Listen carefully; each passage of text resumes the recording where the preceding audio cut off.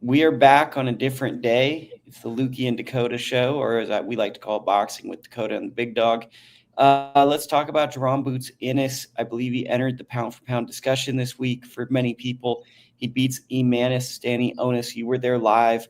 What were your thoughts and observations? And also, have you gone back and watched it on a telecast, and did it look different than the live experience?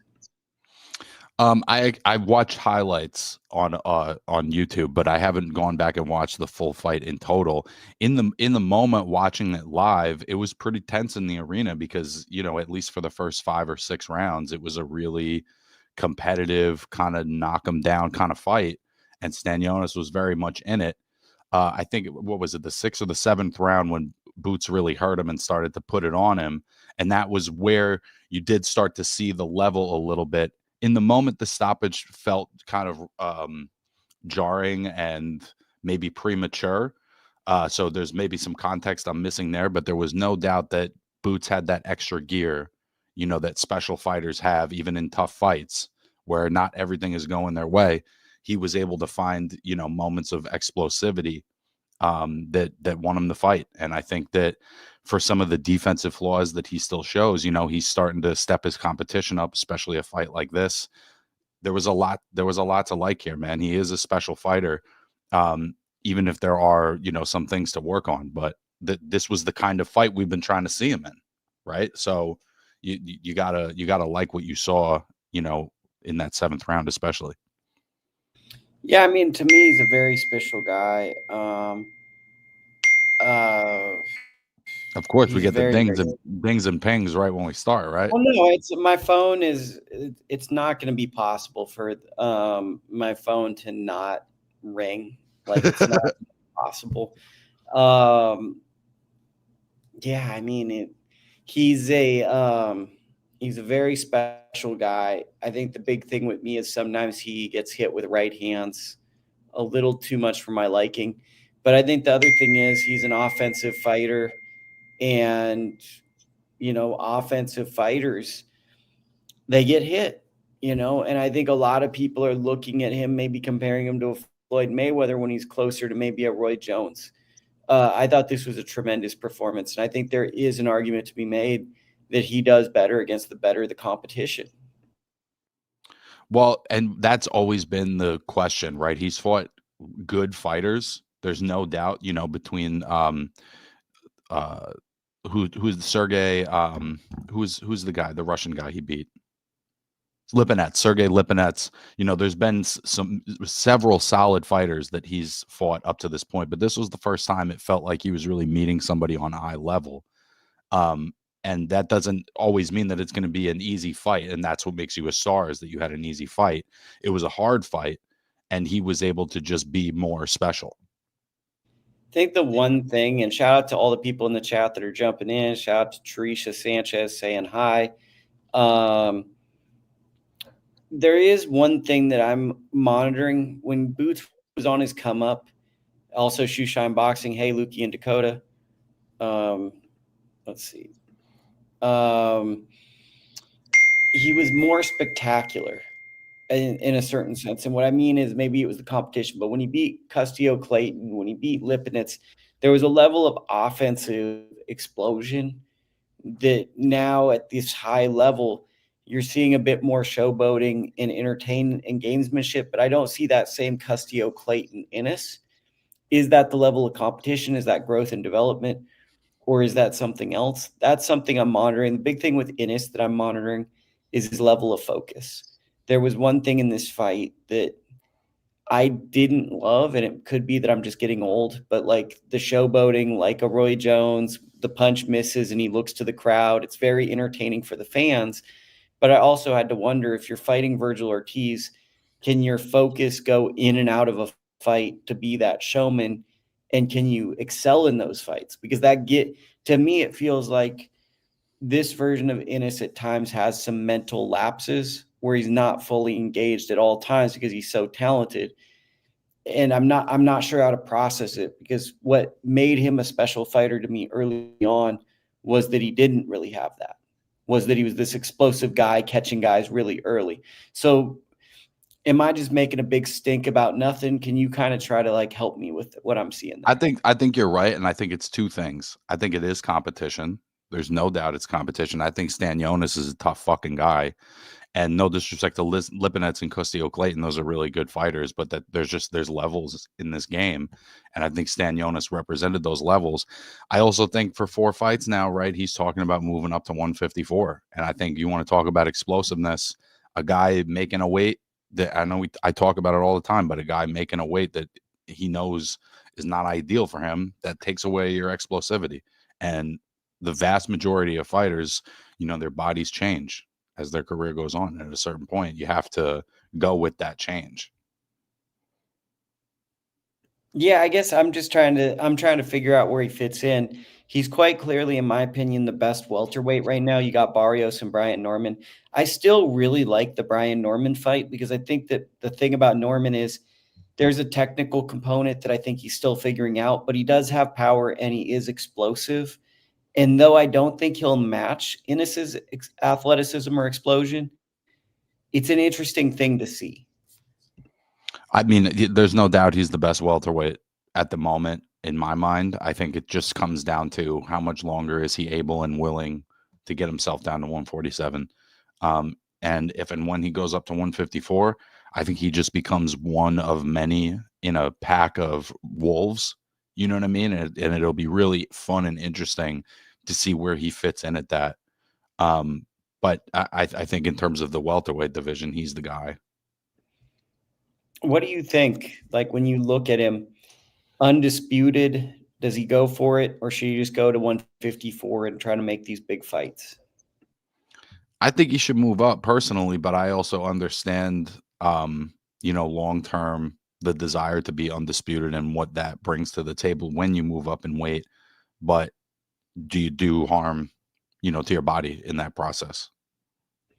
If given the opportunity, he'd be undisputed in 12 months. What do you think of that, Dakota, from Shoeshine Boxing? I couldn't agree more, man. I couldn't agree more, but it's also easier said than done. I think Mario Barrios has a huge edge in experience in terms of fighting in big fights, fighting at the top level, fighting through difficult moments.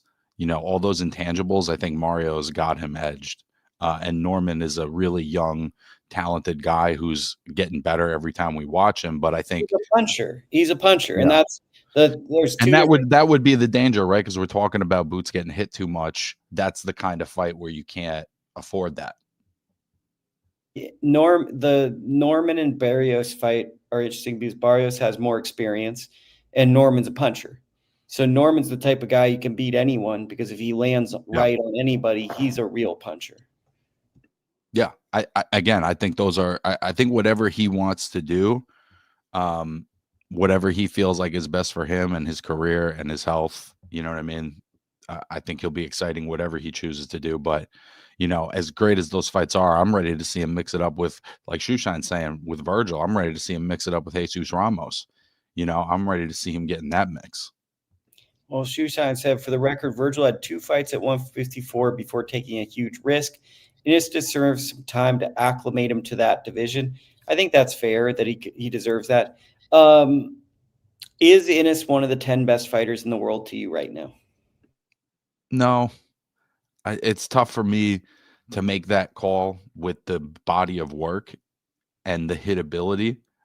He's tremendous, but when I think of pound for pound, it's eye test, but it's also the body of work, at least for me. I know everyone has their own way of thinking about that. I'm just not sure I would be willing at the moment to put Boots in that conversation.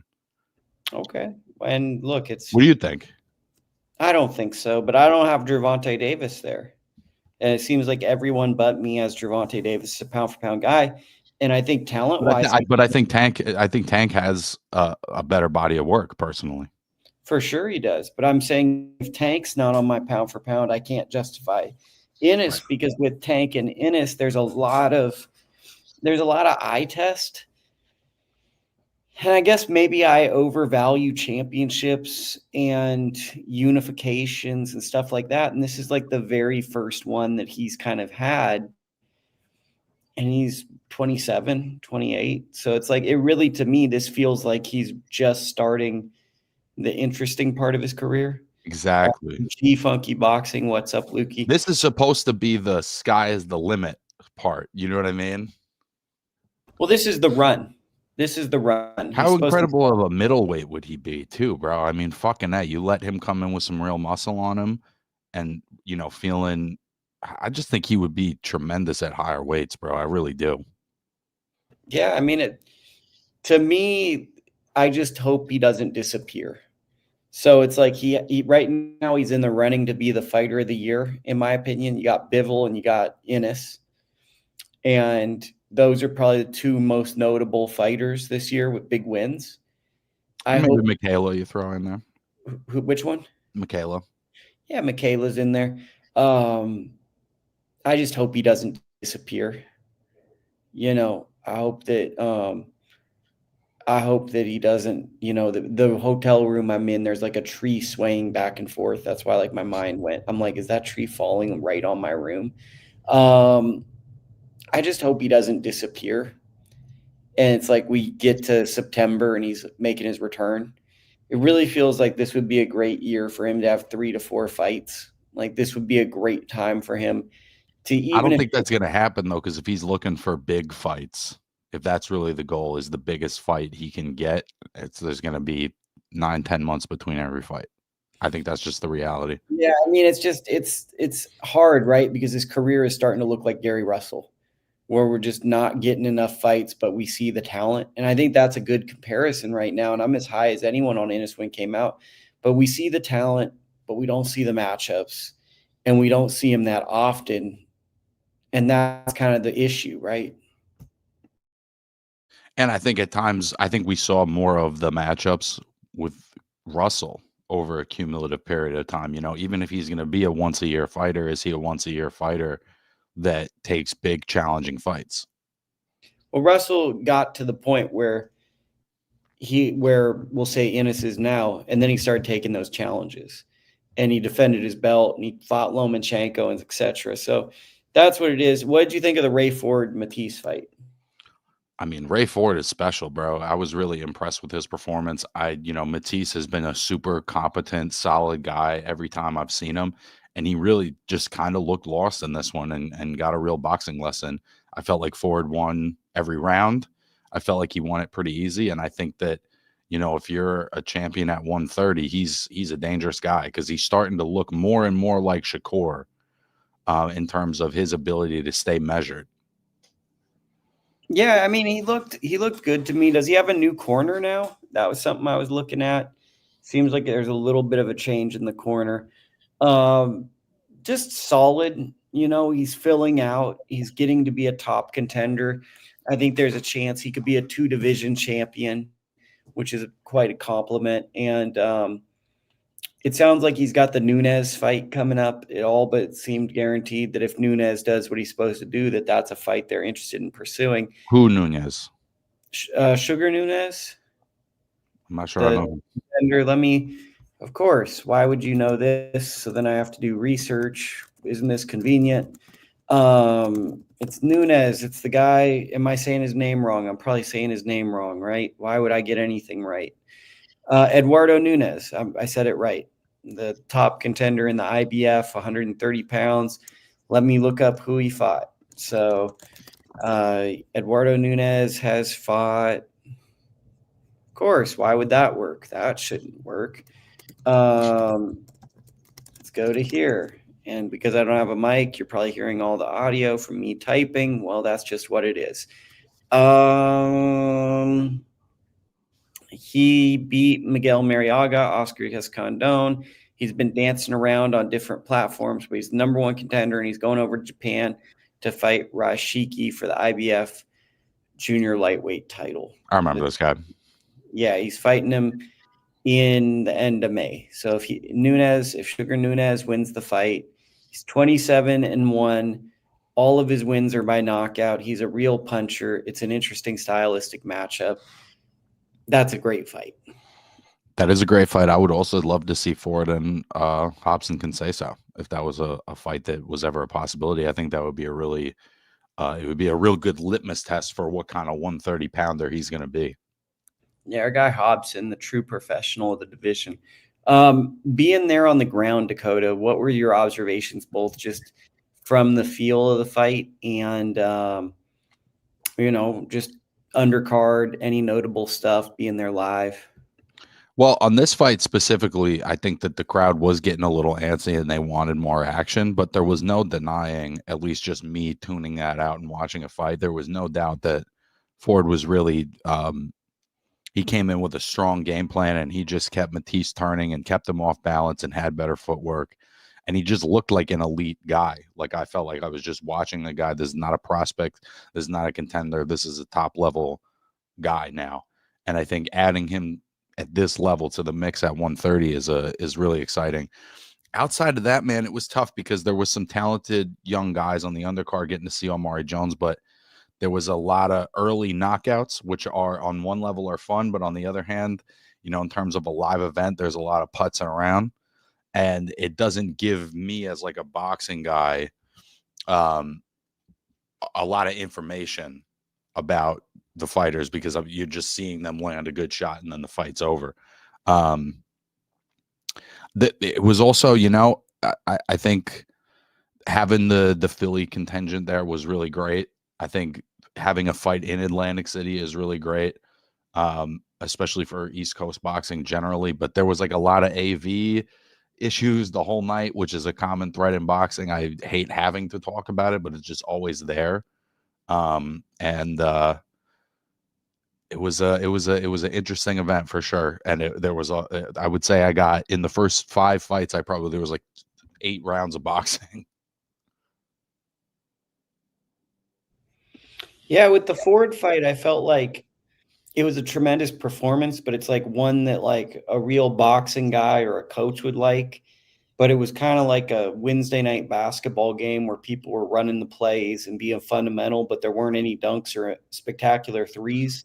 It was just a well-oiled machine and a good performance. So I also think with Boots Ennis, he has a little bit of that casual boxing fan that wants to see spectacular things happen. So they're not the biggest fan of, hey, there's this craftsman in there. Like Ray Ford is like a woodworker. He's going to make you like a fine chair, but watching the process of the chair he's building isn't maybe the most fun at times. And I think that was a little bit of a disservice because you're going to have fans that don't probably watch every boxing fight. They're coming to see Boots because their favorite influencer or whatever has told them Boots is cool and they've seen some highlights and they like the way he fights. So I saw a big restlessness there. Yeah, it was an action. It was an action crowd. Were there any hidden gems to you on the undercard? It was kind of it shallowed out. I was really looking forward to the Arturo Cardenas fight against Christian Cardo. That fight didn't end up happening, unfortunately. That was a major bummer for me. Yeah. Fun opening fight though. Gassiev? No, I guess maybe it wasn't the opening fight because I got there one fight late, but there was another prospect. Amir Smalls? Yes. I was very impressed with him. So, okay, I mean, he's good. Zaquan Moses looked good.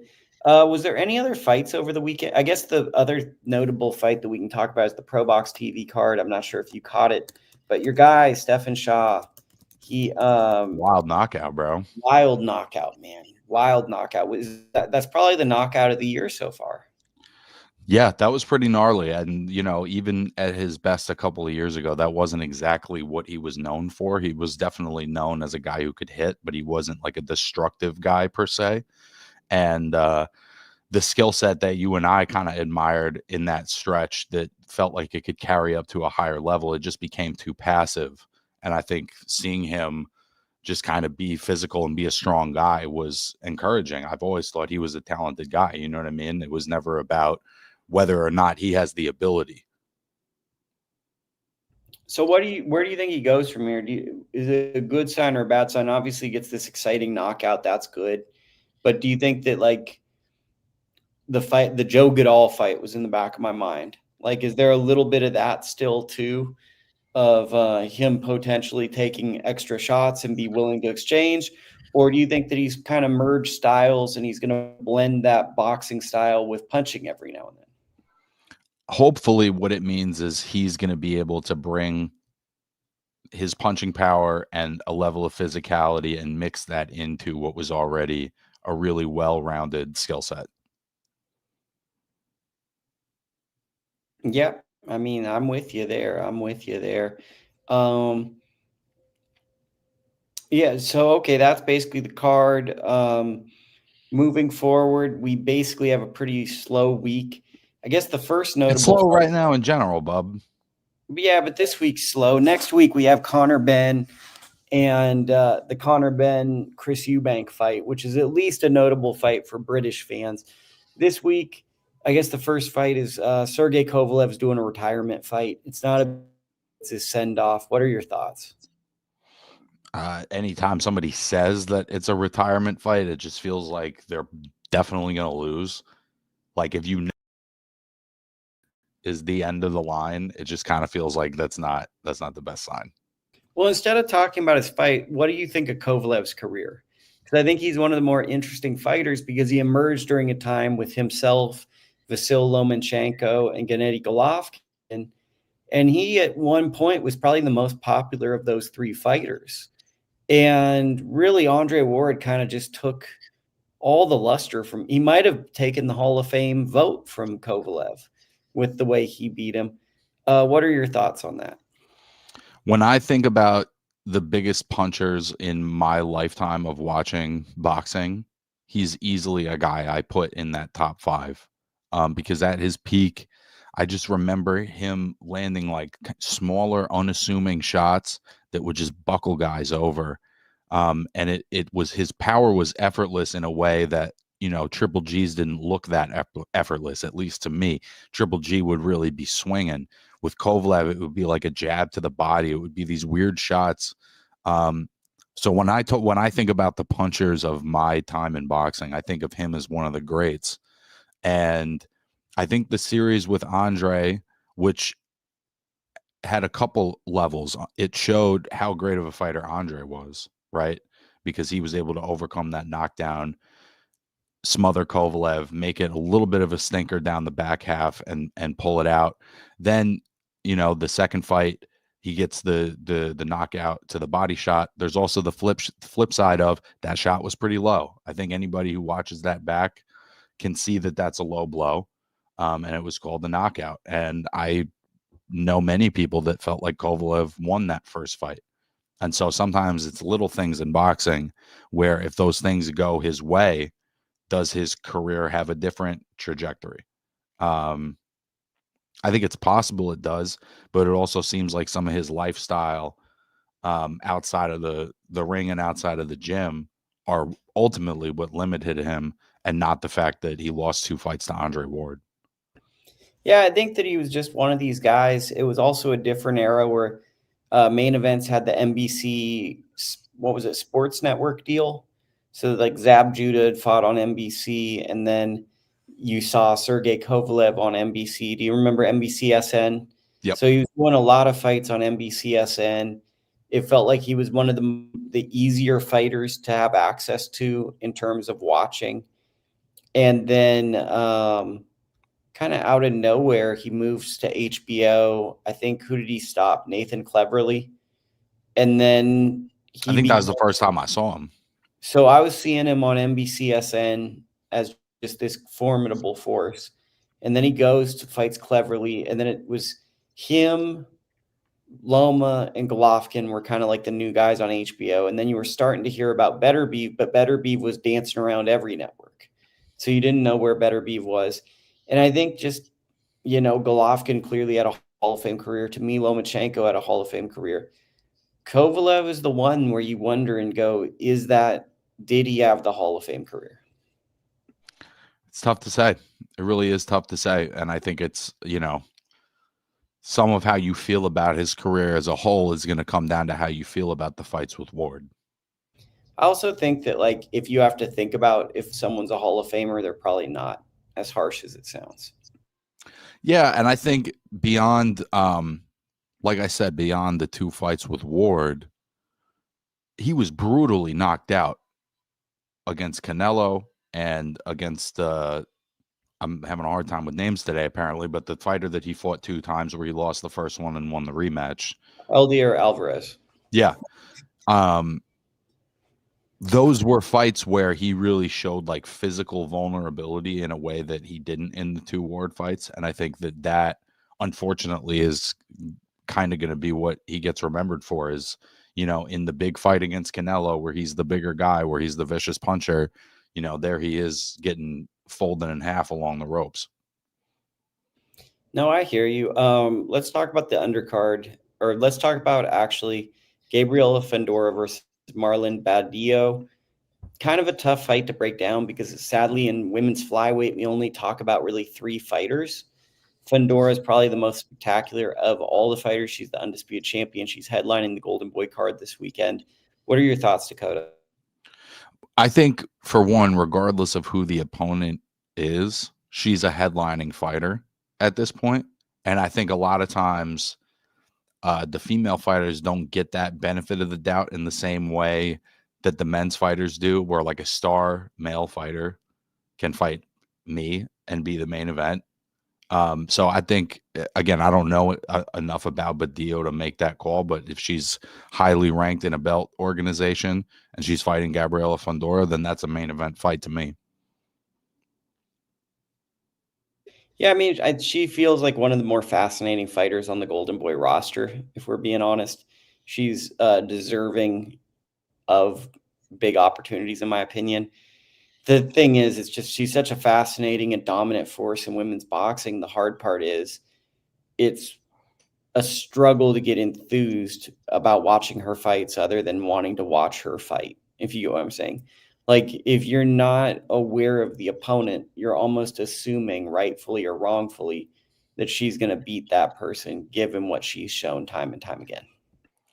Well, and we were talking about this a couple of weeks ago. I think that's why she needs somebody like Yoko Valle. She needs somebody that boxing fans kind of know their merit and can get excited about a matchup, even if she's the favorite. Having another accomplished champion across the ring from her that people are more familiar with, I think would help a lot. No, I hear you. I hear you what you're saying. And the thing is, I talked to Yoka, and Yoka told me that her focus is going to be the 105-pound division. She moved up to 112 to fight Esparza because it was a fight that was offered and she liked it. But she wants to be an undisputed champion at 105 pounds. She still holds a belt there. So though we as fans want to see it, Yoka has a personal goal of being an undisputed champion. That's something she wanted to do when she fought Estrada. And I just don't think that fight's going to happen for a few years. Yeah. So, okay. Undercard action. Charles Conwell versus, let me get the name. I think it's Jorge Perez. He was on an undercard sometime recently. Yeah, I remember seeing him. He's a good fighter. So what are your thoughts? I mean, listen, like I said, he's a good fighter. I think that Conwell is a real killer, and I think a top guy at 154. And this, unfortunately, feels like a lateral move and a sort of a Barbosa type move. It just feels like Conwell Being avoided, if we're going to be honest. He has to fight the highest level contender, ranked contender who will fight him, is what it feels like. It feels like people are not willingly fighting him. What this feels like. Top guys are getting phone calls and going, do I have to? When you end up with this opponent, that's what it feels like. And again, it is a good opponent. It feels like he's had a couple of these kinds of opponents, though. And it's a guy who's just good enough that it's still dangerous, so you have to stay switched on. You have to stay enthused. You have to stay motivated for that kind of a fight when maybe you deserve, something bigger. But it's good to see him stay active. There was long periods where he just wasn't in the ring. So I'd rather you stay active against this type of competition than not fight. Okay, let me give you more undercard info. Tristan Calruth, who I just saw in Las Vegas, taking on Felix Valera. Calruth is a cruiserweight. He had an injury. It caused a stoppage loss because he got injured. Felix Valera was a guy that honestly had a pretty good run with Top Rank a few years back. I see this as a 50-50 fight. Yeah, I don't know the other You kid, but don't even know either, do you? no, I saw Valera live once, and I don't think it was a winning effort if I remember correctly, but he was a crowd favorite, you know, because we're in New York City. I believe he's Dominican. There was a lot of Dominican fans getting excited about him, and he's a good hang, honestly. I mean, he's exciting, but he also has a good use of distance. Cal Ruth was the guy I want to say that signed with Golden Boy, maybe 2017, 2018. He was on the undercards, and it's just he's just not been able to stay active. And I think he just re-signed with Golden Boy. He's on his second contract, but this really feels like a prove it fight. You know, you got Robin Safir there, you got other guys there in the cruiserweight. This is a fight where I feel like they're kind of testing him to see if he can get to those 50-50 matchups. And in my mind, this is probably the best fight of the weekend. I haven't seen Valera as a cruiserweight. I've only seen him as a light heavyweight, so I don't know how he's adapted and if he can actually provide that test, but I know he's going to give it a shot. Welterweight Joel Iriarte is on the undercard. Big fan of him. What do you think of Joel? He stays active. I want to say he fought 5 times last year. Power puncher, puts combinations together. There's a lot to like, I think. That's the big one, is the activity, just getting as many rounds in as possible. You know, we've been talking about him for a hot minute, and especially seeing like an exciting welterweight in this era of welterweights. It's like seeing an exciting middleweight. You know what I mean? It's like this former glamour division that's a little bit like a vacant storefront right now. And then just going through it, we got Dallas Calipio versus Mikel Gamble. That's a pretty 50-50 fight. They're both, I believe, national champions fighting at 130 pounds. Calipio of Hawaii signed with Golden Boy, I want to say in 2022, 2021.